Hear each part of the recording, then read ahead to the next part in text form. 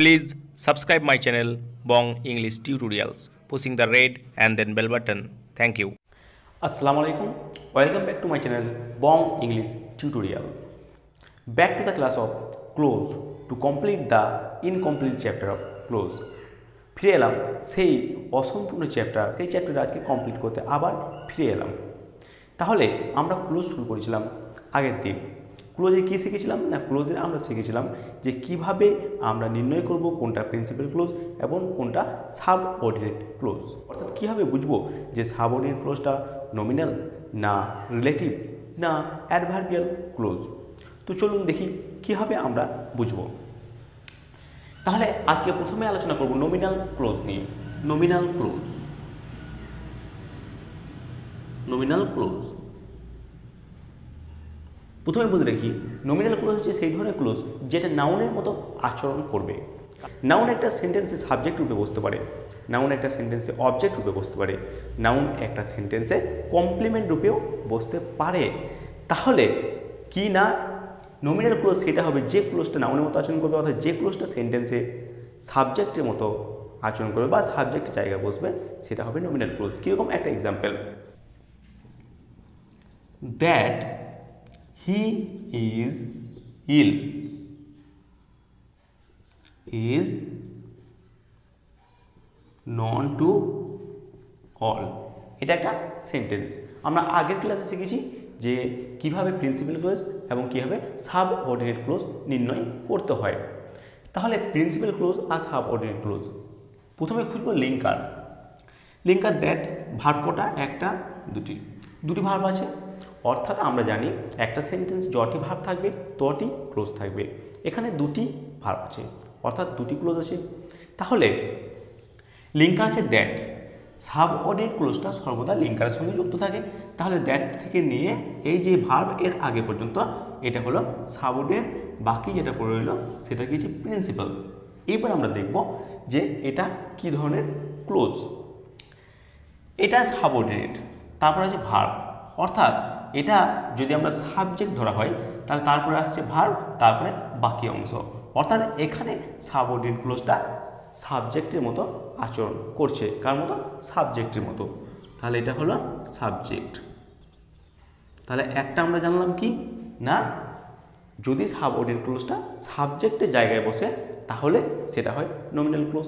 তাহলে এখানে সাবঅর্ডিনেট ক্লোজটা সাবজেক্টের জায়গায় বসেছে, অতএব এটা হবে নমিনাল ক্লোজ। নেক্সট আরেকটা এক্সাম্পল দেখব, আই নো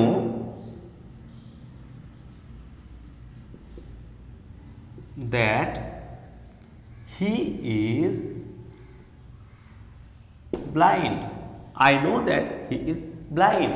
তাহলে আগে নির্ণয় করি কোনটা কি ক্লোজ, দ্যাট। এটা হচ্ছে লিঙ্কার, এই একটা ভার্ব এই একটা ভার্ব, তার মানে দুটি ক্লোজ আছে। তাহলে লিঙ্কার থেকে ধরলাম এটা সাবঅর্ডিনেট, যেটা পড়ে রইল এটা প্রিন্সিপাল। এইবার সাবঅর্ডিনেট ক্লোজটা কার মতো আচরণ করছে বা এর পজিশনটা কি, সাবজেক্ট ভার্ব এটা গোটাই অবজেক্ট, অতএব এখানে সাবঅর্ডিনেট ক্লোজটা অবজেক্টের জায়গায় বসছে।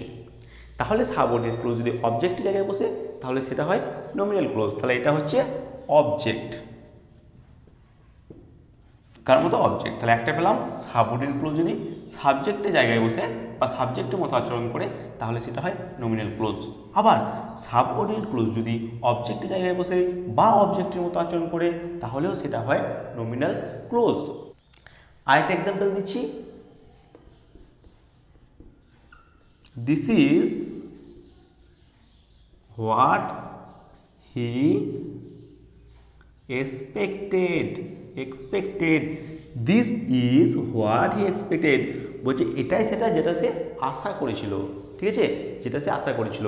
তাহলে এখানে একটা ভার্ব আর একটা ভার্ব, ওতে দুটি ক্লোজ আছে। লিঙ্কার পেয়ে গেলাম হোয়াট, তাহলে এখান থেকে নিয়ে হয়ে গেল সাবঅর্ডিনেট, এটা হবে প্রিন্সিপাল, ঠিক আছে। তাহলে এটা কি ধরনের অবস্থান হচ্ছে সাবঅর্ডিনেটটা না, এখানে সাবঅর্ডিনেটটা এই যে ভার্ব রয়েছে দেখুন, দিস ইজ কি না সে যেটা আশা করেছিল সেটা, এই দিসটা হচ্ছে সে যেটা আশা করেছিল সেটা। তাহলে এটা কীরকমভাবে বসেছে, তাহলে এটা এই ইজ ভার্বের কমপ্লিমেন্ট হিসাবে এই সাবঅর্ডিনেট ক্লোজটা বসছে। কার মতো না, ভার্বের কমপ্লিমেন্ট। তাহলে এটা হয়ে গেল 3 নম্বর কমপ্লিমেন্ট।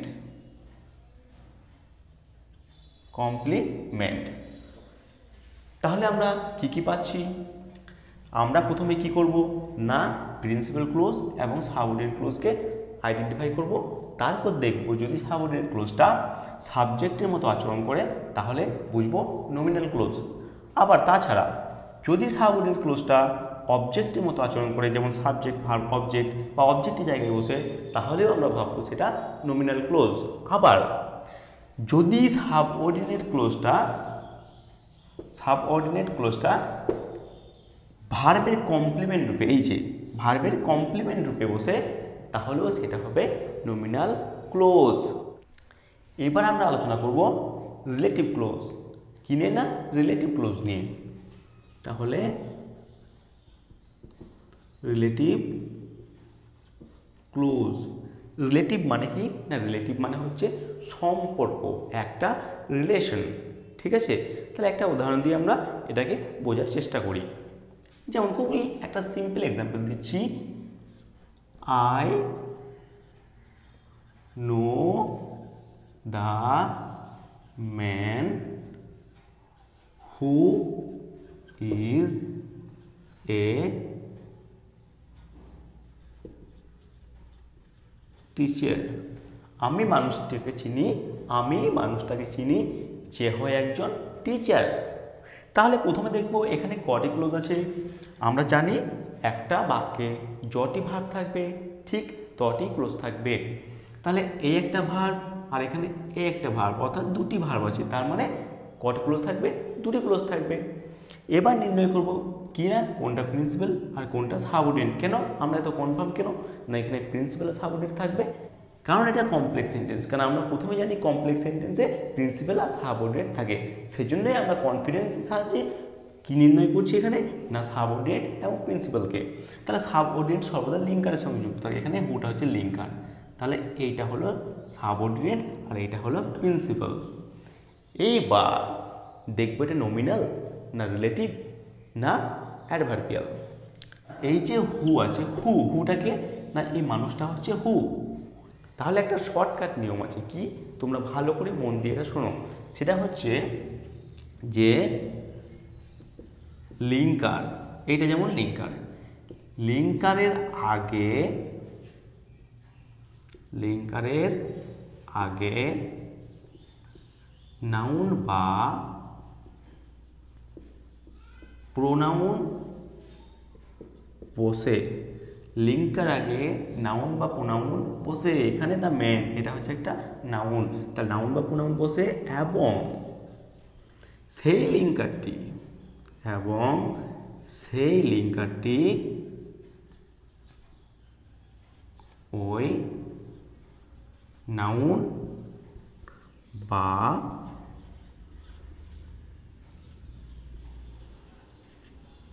প্রোনাউনকে ব্যাখ্যা করে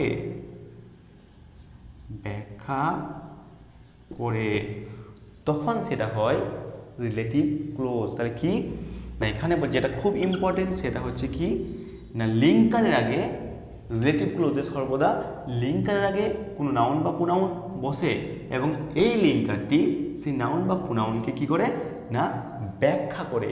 তাহলে I know the man who is a teacher, তাহলে এই লিঙ্কারটি এই নাউনের আগে বসে এই নাউনকে ব্যাখ্যা করছে, অর্থাৎ মানুষটা কীরকম না মানুষটা হচ্ছে একটা টিচার, এটাকে ব্যাখ্যা করলো।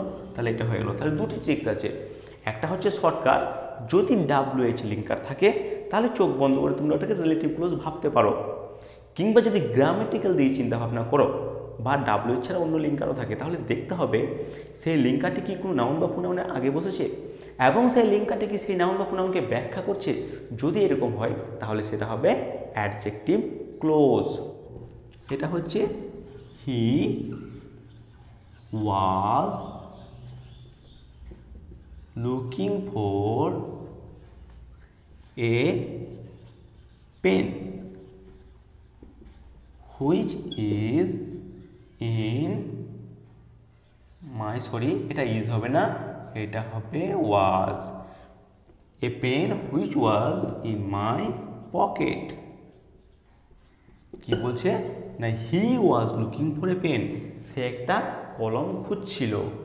Which was in my pocket, যেটা ছিল আমার পকেটে। ঠিক আছে, যেটা ছিল আমার পকেটে। তাহলে এখানে আমরা প্রথমে এটা দেখে বুঝতে পারছি, লিঙ্কার দেখে বুঝতে পারছি এটা কমপ্লেক্স সেন্টেন্স। কমপ্লেক্স সেন্টেন্সে দুটি ক্লোজ থাকে, একটা প্রিন্সিপাল একটা সাবঅর্ডিনেট। তাহলে এই একটা পাচ্ছি ভার্ব আর একটা ভার্ব হচ্ছে এটা, অর্থাৎ দুটি ক্লোজ। লিঙ্কার পেয়ে গেছি, তাহলে এটা হয়ে গেল সাবঅর্ডিনেট আর এটা হয়ে গেল প্রিন্সিপাল।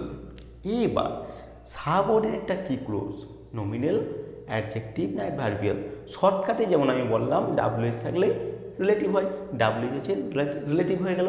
কিন্তু যদি আমরা গ্রামাটিক্যাল চিন্তাভাবনা করি তাহলে কি করে বুঝবো? না এটা লিঙ্কার, লিঙ্কার আগে একটা নাউন আছে কি না পেন। এইবার এই লিঙ্কারটা এই পেনটাকে ব্যাখ্যা করছে, কি ব্যাখ্যা করছে না পেনটা আমার পকেটে ছিল, পেনটার সম্বন্ধে বলছে। কি বলছে না পেনটা আমার পকেটে ছিল, অতএব এটা কি হয়ে গেল রিলেটিভ ক্লোজ। এটা হলো প্রিন্সিপাল ক্লোজ, এটা সাবঅর্ডিনেটের রিলেটিভ ক্লোজ। এবার আমরা দেখব অ্যাডভার্বিয়াল ক্লোজ।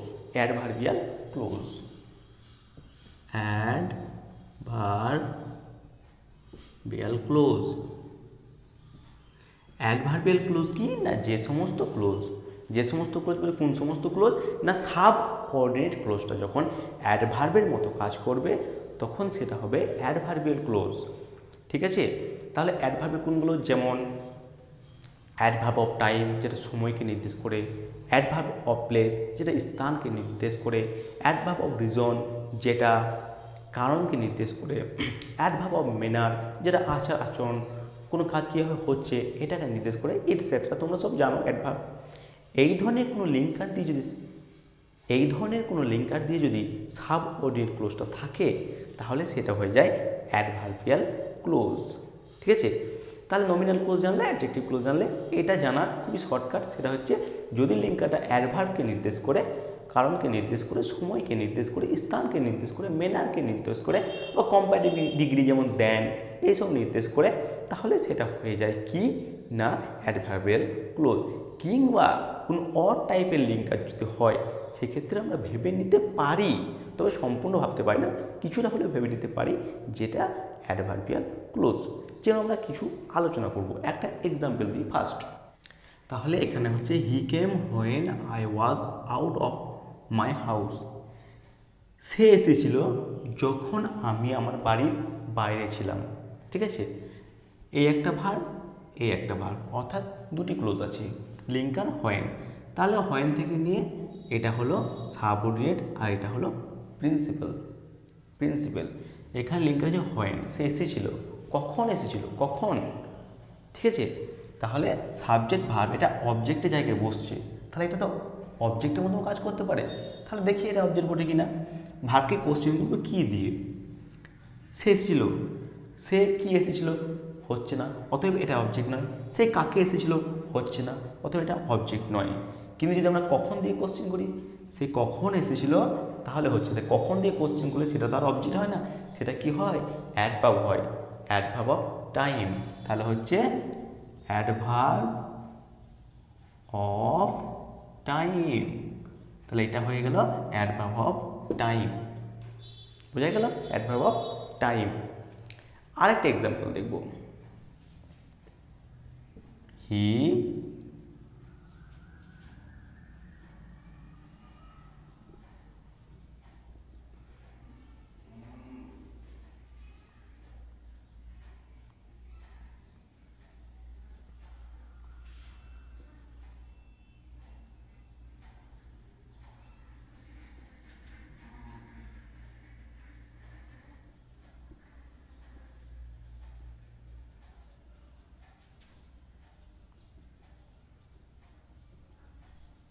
একটা বড় ধরনের সেন্টেন্স লিখলাম।